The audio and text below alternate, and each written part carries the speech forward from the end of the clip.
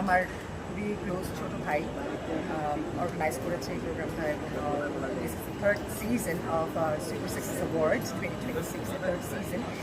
যেহেতু ডিয়ারেস্ট ছোট ভাই রাজীব এখানে রয়েছে এবং রাজীবকে সাপোর্ট করতে এবং রাজীব যেহেতু আমাকে একটা সম্মাননা দিতে চেয়েছে, সেই সম্মাননা আমি আসলে তার কাছ থেকে গ্রহণ করতে চেয়েছি ছোট ভাইয়ের কাছ থেকে। তো সেটার উদ্দেশ্যে কিন্তু আমার আজকে এখানে আসা। So award is it is an appreciation from the industry that we work and that we give our time and give our effort to it.